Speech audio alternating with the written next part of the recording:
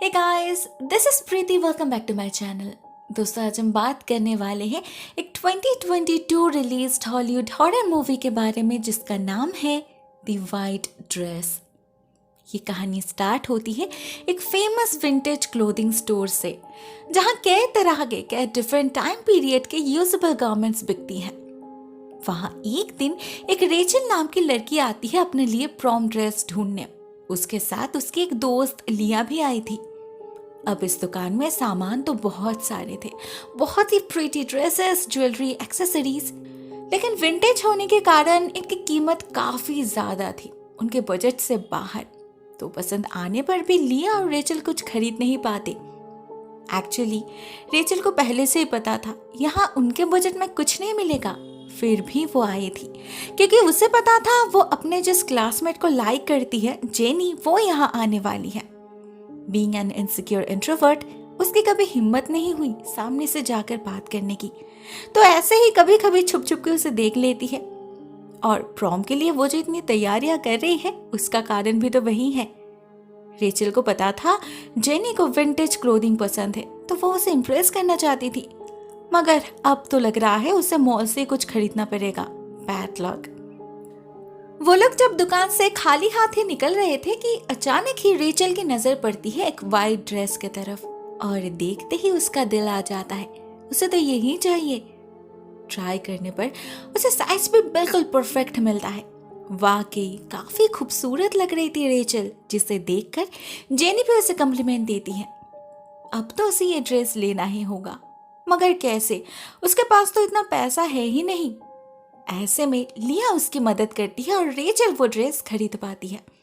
बहुत खुश थी वो। घर जाके भी काफी समय तक आईने के सामने खुद को घूरती रहती है। तभी एक वियर्ड स्मेल आती है उसको, एक बहुत ही घिनौनी बदबू जो उस ड्रेस से आ रही थी। और तो और रेचल को उस पर एक काला धब्बा भी नजर आता है। इनमें से कुछ भी उसने पहले नोटिस नहीं किया था, पता नहीं अचानक कहां से आ गई। वो लिया से भी पूछती है, मगर उसने भी ऐसा कुछ नहीं देखा था। रेचल को काफी अजीब लगता है, मगर वो उतना ध्यान नहीं देती, ड्रेस को क्लीन करती है और अपने काम में बिजी हो जाती है। मगर इसी बीच एक और अजीब हादसा होता है उसके साथ। उसे अपना लैपटॉप का चार्जर नहीं मिल रहा था। उसे याद आता है वो शायद बेड के नीचे होगा, तो वो वहां चेक करती है। वहां उसे चार्जर तो मिल जाता है, लेकिन साथ में कुछ और भी दिखते हैं। किसी के पैर, ऐसे बिस्तर के उस तरफ कोई खड़ा है। डर से रेचल की हालत खराब हो जाती है। वो झट से टर्न करती है देखने के लिए, मगर कमरे में तो उसे कोई नहीं दिखता। वहां तो बस वो ड्रेस लटक रहा था। तो क्या उसने हेल्यूसिनेट किया? May be. रात होते ही रेचल उस ड्रेस को क्लोजेट के अंदर रख के सो जाती है, मगर कमरे में अंधेरा होते ही अजीब से एक्सपीरियंसेस होने लगते हैं उसके साथ। फर्स्टली, क्लोजेट का दरवाजा अपने आप ही खुल जाता है और उसे ऐसा फील होता है कि अंदर अंधेरे में कोई है, उसी के तरफ देख रहा है। झट से लाइट्स ऑन कर देती है रेचल, मगर फिर से उसे कोई नहीं दिखता, बस क्लोजेट का दरवाजा खुला था। उसे लगता है जरूर वो ड्रेस अंदर फिट नहीं हो रहा होगा, तो वो उसे बाहर मिरर के सामने हैंग कर देती है। लेकिन इससे कुछ फर्क नहीं पड़ता, उल्टा और भी ज्यादा भयानक एक्सपीरियंस होता है रेचल को। इस बार उसे लगता है कि वो ड्रेस खुद चलकर उसके तरफ आ रहा है। लाइट ऑन करने के साथ साथ सब कुछ नॉर्मल तो हो जाता है, लेकिन उसे वो ड्रेस मिलता है जमीन के ऊपर, वो भी मिरर से काफी दूर। ये कैसे पॉसिबल है? क्या वो ड्रेस सच में चल रहा था? रेचल को काफी डर लगने लगता है, तो वो ड्रेस को रूम से बाहर लिविंग रूम में रख कर आती है। उसे लगा कि ऐसे वो सेफ रहेगी, लेकिन जैसे ही वो कमरे में आकर दरवाजा बंद करती है, पीछे से कोई दस्तक देता है दरवाजे पर। डर से कांपते कांपते दरवाजा खोलती है रेचल, और बाहर उसे एक लड़की दिखती है जो वही वाइट ड्रेस पहन के घर में घूम रही थी। रेचल समझ नहीं पाती क्या ये उसकी मॉम है। वो जोर जोर से उन्हें बुलाने लगती है, जिसका जवाब आता है दूसरे कमरे से। उसकी माँ तो सो रही थी। उन्हें वो ड्रेस जमीन पर पड़ा मिलता है, जिसे वो उठाकर रख देती है और रेचल को सोने के लिए कहती है। बाकी रात और कुछ नहीं होता, हुआ भी होगा तो रेचल को याद नहीं। बस अगली सुबह जब वो नींद से जागती है, वो देखती है उसने वही ड्रेस पहन रखी है। लेकिन कल रात कब उसने ड्रेस चेंज किया उसे कुछ भी याद नहीं। साथ ही साथ वो बहुत ज्यादा पेल भी दिख रही थी, काफी वीक फील कर रही थी वो। अचानक से उसके पेट में बहुत तेज पेन होने लगता है और चेक करने पर उसे पता चलता है वहां कुछ ब्लैक मार्क्स बन चुके हैं, पता नहीं कैसे। वो लिया से भी शेयर करती है इस बारे में और लिया को लगता है या तो उस ड्रेस का फिटिंग काफी टाइट है या तो रेचल रात में स्लिप वॉकिंग कर रही होगी, जरूर कहीं पर धक्का लगा होगा। बातों बातों में रेचल की नजर पड़ती है एक फोटो की तरफ। वहां एक लड़की ने एग्जैक्टली वही ड्रेस पहनी थी। लिया बताती है ये उनकी सीनियर थी, लास्ट ईयर प्रॉम क्वीन बनी थी और उसी रात उसकी बेमौत मौत हो गई इसी स्कूल में। कैसे, किसी को नहीं पता। रेचल को कुछ ठीक नहीं लगता। कल रात से उसके साथ जो कुछ भी हो रहा है वो नॉर्मल नहीं है। लिया उसे इस ड्रेस को रिटर्न करने के लिए कहती है, प्रॉम के लिए कुछ और जुगाड़ हो जाएगा। रेचल वही करती है, लेकिन दुकान पे जाने पर उसे पता चलता है वहां रिटर्न्स एक्सेप्टेबल नहीं है। तो रेचल उस शॉपकीपर से ये जानने की कोशिश करती है कि उन्हें ये ड्रेस कहां से मिला, लेकिन वो लेडी कुछ भी बताने से इनकार करती है। ये उनके दुकान के पॉलिसी के खिलाफ है। रेचल भी हार नहीं मानती। पता नहीं अचानक उसे क्या हो जाता है, वो बहुत एग्रेसिवली उस लेडी का हाथ खींचने लगती है। वो लेडी डर जाती है, वो और बहस करना नहीं चाहती थी, तो वो एक कागज पर एक आदमी का नाम लिख देती है और रेचल को दुकान से भगा देती है। जब तक वो घर पहुंचती है, उस पूरे ड्रेस पे काले धब्बे बन चुके थे जो काफी गंदा लग रहा था। तो रेचल जल्दी से उसे वॉशिंग मशीन के अंदर डाल देती है क्लीन करने के लिए, मगर जैसे ही वो डिटर्जेंट लाने जाती है वो ड्रेस गायब हो जाता है। मशीन के अंदर दिखाई देता है किसी का हाथ और रेचल को फील होता है कोई वो ड्रेस पहनकर उसके पीछे खड़ा है। बट इन रियलिटी ऐसा कुछ नहीं था, वो ड्रेस मशीन के अंदर ही था। तो क्या इतना सब कुछ रेचल इमेजिन कर रही थी? सब कुछ इतने तेजी से हो रहा था कि उसे कुछ समझने का वक्त नहीं मिला। बस वो इतना समझ चुकी थी कि इस ड्रेस में कुछ गड़बड़ है। वो ऑनलाइन उस लड़की के बारे में सर्च करती है, दी प्रॉम क्वीन, जिसकी फोटो उसने स्कूल में देखी थी। रेचल को पता चलता है उस लड़की की मौत असल में पॉइजन की वजह से हुई थी, लेकिन वो पॉइजन कहां से आया वो अभी तक अनडिटेक्टेड है। रेचल उस ड्रेस का सोर्स भी ढूंढ निकालती है। उस शॉपकीपर ने उसे किसी मार्कस मूर का नाम लिख कर दिया था, जो असल में एक मोर्टिशियन है, और वो जिस मॉर्चुरी में काम करता है वो भी पास में ही है। तो रेचल उसका एड्रेस पता करके उसी रात मार्कस से मिलने जाती है। ऑलरेडी वो काफी घबराई हुई थी, ऊपर से मॉर्चुरी का सन्नाटा उसे और डरा रहा था। वो समझ नहीं पा रही थी उसे किस तरफ जाना चाहिए। तो वो चिल्ला चिल्ला कर मार्कस को बुलाने लगती है। उसे जवाब भी मिलता है एक अंधेरे कमरे में से। मार्कस उसे उसी तरफ बुला रहा था। कमरे के अंदर जाने पर रेचल को कोई दिखता तो नहीं, बस आवाज सुनाई देती है, ऐसे कोई अंधेरे कोने में रहकर ही उससे बात करना चाहता था।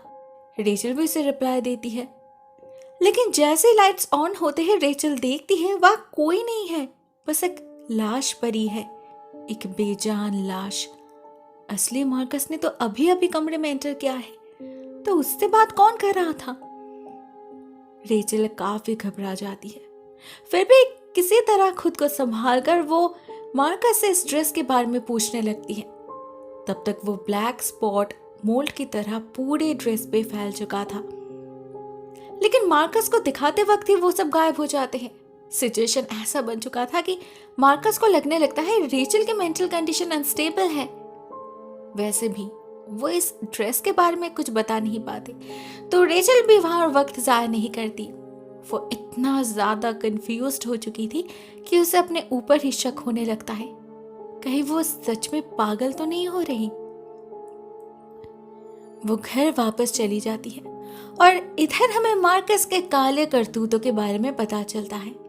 हम देखते हैं वो एक लाश को बरियल के लिए प्रिपेयर कर रहा है, मगर जैसे ही उसका काम खत्म होता है, कॉफिन बंद करने से पहले वो उस लाश के शरीर से उसका कपड़ा निकाल लेता है और फिर उसे चादर से कवर करके कॉफिन बंद कर देता है। किसे पता चलेगा अंदर किसने क्या पहना है। उसका हेजिटेंट बिहेवियर से यह बिल्कुल क्लियर हो चुका था कि ऐसा काम वो पहली बार नहीं कर रहा।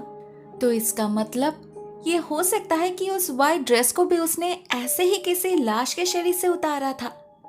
कितना ही इनकार क्यों ना कर ले, वो उसके चेहरे से ये साफ साफ पता चल रहा था कि वो झूठ कह रहा है। इस ड्रेस को वो बहुत ही अच्छी तरीके से पहचानता है और उसी के वजह से अभी बेचारी रेचल को भुगतना पड़ रहा है। हम देखते हैं उसके बिहेवियर में एक बहुत बड़ा विजिबल चेंज आया है। वो काफी अग्रेसिवली बिहेव करने लगी है, हर बात पे इरिटेटेड फील कर रही है, किसी से बात करने का मन भी नहीं है उसे। पिछले 2 दिन से ना उसने लिया का कोई कॉल रिसीव किया है, ना किसी भी मैसेज का जवाब दिया है। तो ऑब्वियसली लिया को टेंशन तो होगी ही। रेचल ने ऐसा पहले कभी नहीं किया, तो वो उसके घर आ जाती है उससे बात करने। लेकिन रेचल तो जैसे उसे सहन ही नहीं कर पा रही थी। उसे देखकर ही भयानक तरीके से रिएक्ट करती है रेचल, उस पर चिल्लाती है, बहुत ही इंसल्टिंगली उसे जाने के लिए कह देती है। लिया को काफी खराब लगता है, वो और कुछ नहीं कहती, बस काफी रात हो चुकी थी इसीलिए मजबूरन उसे रेचल के घर रुकना पड़ता, नहीं तो वो तभी अपने घर वापस चली जाती। उधर रेचल भी रिपेंट कर रही थी। उसे तो समझ ही नहीं आ रहा था उसने ऐसा बिहेव क्यों किया, क्यों इतना गुस्सा आ रहा है उसे। वो डिसाइड करती है कल सुबह ठंडे दिमाग से वो लिया से बात करेगी, माफी मांग लेगी उससे। कल प्रॉम है, जिस दिन के लिए वो पिछले कई हफ्तों से इतना ज्यादा एक्साइटेड थी, मगर आज वहां जाने का मन भी उसे नहीं कर रहा। अजीब सी बेचैनी है उसके मन में, कुछ भी अच्छा नहीं लग रहा था उसे, लेकिन जीने के लिए तो उसे जाना ही होगा। कल सुबह जल्दी उठेगी सोचकर वो रात को जल्दी सो जाती है, लेकिन उसे नींद नहीं आती। पूरी रात उसे अजीब सी आवाजें सुनाई देती रहती है। उसे ऐसा लग रहा था जैसे बेड पे कोई और भी है, उसके पास कोई और भी सो रहा है। एक बार नहीं, ऐसा कई बार होता है, बार बार होता है। रेचल लिटरली पैनिक करने लगी थी, डर से पत्थर बन चुकी थी, वो हिल तक नहीं पा रही थी। फाइनली जब हिम्मत जुटा के वो पीछे मुड़ती है, पहले तो कुछ नहीं दिखता, मगर उसके बाद अचानक से एक लड़की आ जाती है उसके सामने। उसने वही वाइट ड्रेस पहना था, बहुत ही भयानक था उसका चेहरा। अचानक ही वो रेचल पर हमला कर देती है और रेचल डर से चिल्लाने लगती है। फॉर्चुनेटली तब तक सुबह हो चुकी थी, तो घर में सभी जाग चुके थे, लिया भी। रेचल की आवाज से वो उसे बचाने भागती है।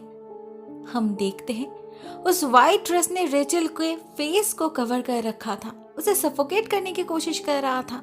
रेचल खुद का आजाद नहीं कर पा रही थी। ऐसे में लिया उसकी मदद करती है और इस ड्रेस को तुरंत फेंकने के लिए कहती है। उसे रियलाइज हो चुका था इस ड्रेस पे कुछ तो गड़बड़ है, रेचल में ये बदलाव इसी की वजह से हो रहे हैं। लेकिन रेचल उसके बातों पे बहुत ही बुरी तरीके से रिएक्ट करती है। उसे लगता है लिया उससे जेलस है, वो नहीं चाहती रेचल प्रॉम में अच्छी दिखे, जेनी उससे इम्प्रेस्ड हो जाए। उसे क्या पता आज का दिन उसके लिए कितना इम्पोर्टेंट है। बहुत खरी खोटी सुनाती है वो लिया को, मगर कुछ देर बाद उसका गुस्सा शांत होते ही उसे अपने गलती का एहसास हो जाता है और वो लिया से माफी मांग लेती है। आज उसे लिया की सपोर्ट की बहुत जरूरत है, बस वो ही तो है जो उसे समझती है, उसके ट्रू फीलिंग्स को जानती है। पता नहीं क्यों उसे ही बार बार इंसल्ट कर रही है वो। रात होते ही रेचल उस ड्रेस को पहनकर तैयार हो जाती है, लेकिन आज वो बिल्कुल भी अच्छी नहीं दिख रही थी, जिंदा लाश दिख रही थी वो।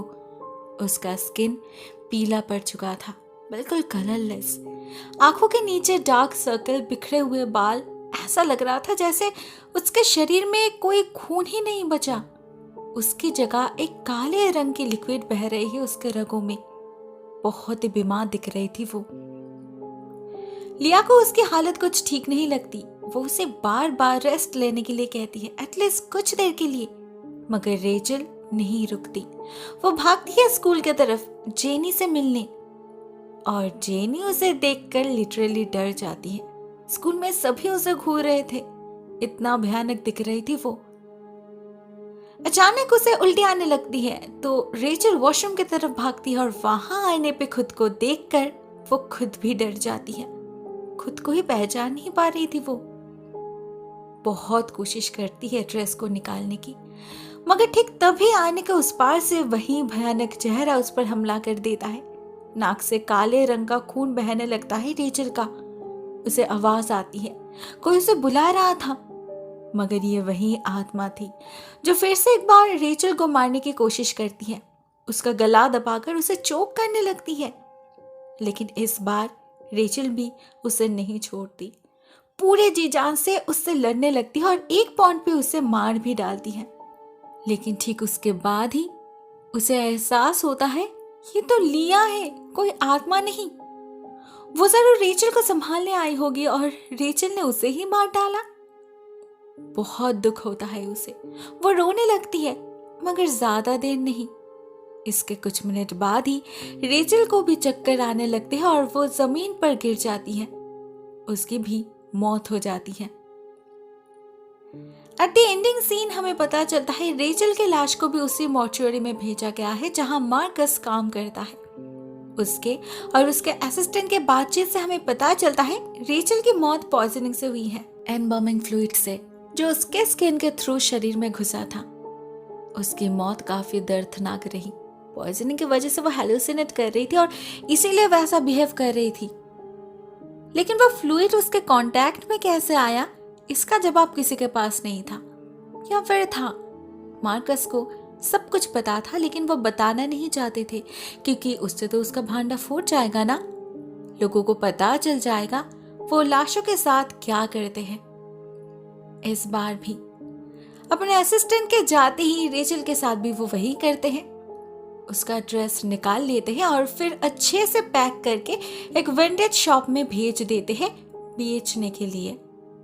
ये उसका सेकंड सोर्स ऑफ इनकम है। पता नहीं ऐसे कितने पैसे कमाए हैं उसने। जनरली ऐसे ड्रेसेस काफी कीमती होते हैं, तो इन्हें बेचकर अच्छी खासी अमाउंट में मिल जाती है। ना किसी को पता चलता है, ना कोई शक करता है। उसके अकॉर्डिंग इन मुर्दों को कुछ भी पहना उन्हें कोई फर्क नहीं पड़ता, तो फालतू में वेस्ट क्यों करना। स्पेशली इस व्हाइट ड्रेस को तो उसने 3 बार बेचा है। ड्रेस ऑलरेडी काफी पुरानी थी, ऊपर से बार बार एम्बार्मिंग प्रोसेस से गुजरने के कारण ये ड्रेस बहुत ही ज्यादा टॉक्सिक हो चुकी थी। अनजाने में पहले रेचल की सीनियर ने, उसके बाद खुद रेचल ने इसका शिकार बन गई। मार्कस को सब पता था, उसे पता था उसके वजह से ये मौतें हो रही हैं, लेकिन फिर भी वो नहीं रुका। लेकिन जो उसे पता नहीं था वो ये था कि इस ड्रेस से एक आत्मा भी जुड़ चुकी है, एक वेंजफुल स्पिरिट जो भी उसे पहनेगा वो उसे हॉन्ट करेगी। ये अश्योर करेगी कि उसे उतनी ही दर्दनाक मौत मिल रही है जैसा उसे मिली थी। हमें नहीं पता ये स्पिरिट किसकी है, उस प्रॉम क्वीन की या फिर इस ड्रेस के असली मालकिन की। जिसकी भी हो, मुझे उसका रिवेंज लेने का तरीका जस्टिफाइड नहीं लगता। इस ड्रेस को पहनने वालों का क्या कसूर? असली गिल्टी तो मार्कस है। अगर उसे बदला लेना ही था तो मार्कस से लेना चाहिए था ना। दोस्तों, आपको क्या लगता है, क्या मार्कस को कभी इसकी सजा मिलेगी या वो अपना ये काम कंटिन्यू करता रहेगा और ये ड्रेस एक के बाद एक इनोसेंट लोगों की जान लेती रहेगी? Share your thoughts in the comment section. आज के लिए बस इतना ही दोस्तों। Thank you so much for watching this video. बहुत जल्द मिलते हैं किसी और नए वीडियो के साथ। तब तक के लिए टेक केयर, टाटा।